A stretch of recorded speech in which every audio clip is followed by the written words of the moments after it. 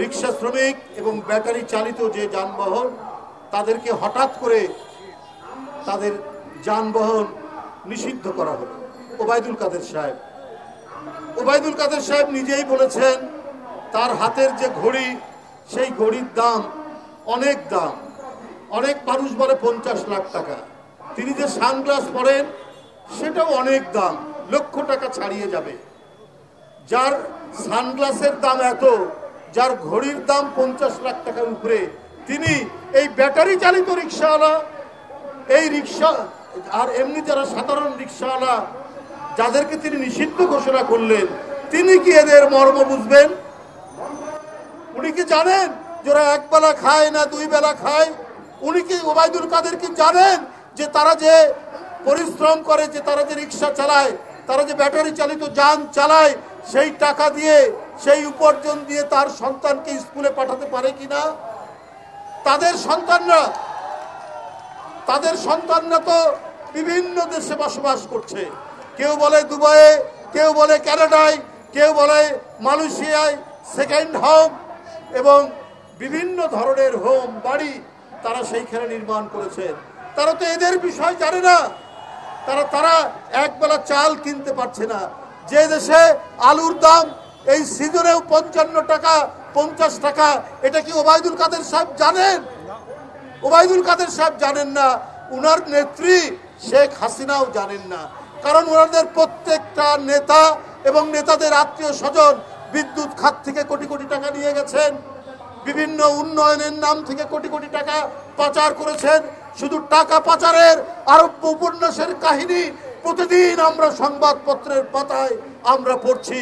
সুতরাং ওই ব্যাটারি চালিত রিক্সা চালক আর ওই রিক্সাওয়ালাদের করুণ কাহিনী কি করে জানবেন ওবায়দুল কাদের সাহেবরা? কি করে জানবেন শেখ হাসিনারা? আমি ওবায়দুল কাদের সাহেবকে বলি,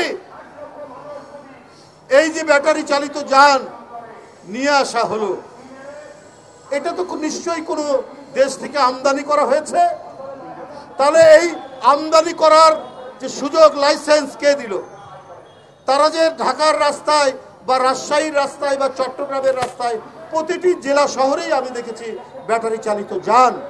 তাহলে তাদেরকে এই রোড পারমিশন এরা কারা দিল? আপনার সরকারই দিয়েছে। এই যে গরিব ব্যাটারি চালিত যান আর রিক্সা চালকরা, তারা ভাড়া নিয়ে এইটা চালাতে গিয়েই দোষ হয়ে গেল। ওদের পেট ভরবে না। আপনাদের পেট ভরে বদ হজম হবে, তারপরেও টাকা দরকার আপনার লোকদের। আপনার এদেরকে ঘাটে ঘাটে টাকা দিতে হয়। আপনার প্রশাসনের লোক টাকা দেয়, স্থানীয় যুবলীগ ছাত্রলীগকে চাঁদা দিতে হয়। এত ঘাটে ঘাটে টাকা দেওয়ার পর যতটুকু তাদের উপার্জন হয়, এইটা দিয়ে কোনো রকমে চাল কিনে তাহলে ডাল কিনতে পারে না, আর ডাল কিনলে চাল কিনতে পারে না। আর এদের উপরেই আপনারা চালাচ্ছেন স্টিম রোলার। এদের উপরেই আওয়ামী লীগের তরবারি মাথার উপর ঝুলছে। ওবায়দুল কাদের সাহেব, আপনি গরিবের আহার কেড়ে নিয়ে, গরিবের ভাত কেড়ে নিয়ে আপনি রাজত্ব করবেন। আপনারা স্বর্গে বসবাস করবেন।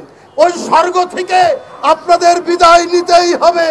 ওই স্বর্গে আর বেশি দিন আপনারা বসবাস করতে পারে না।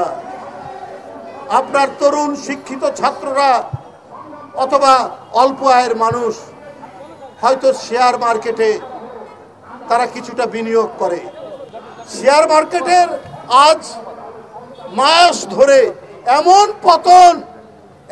পতন হচ্ছে, ওই পতন থেকে আর মাথা তুলে দাঁড়াতেই পারছে না শেয়ার মার্কেট।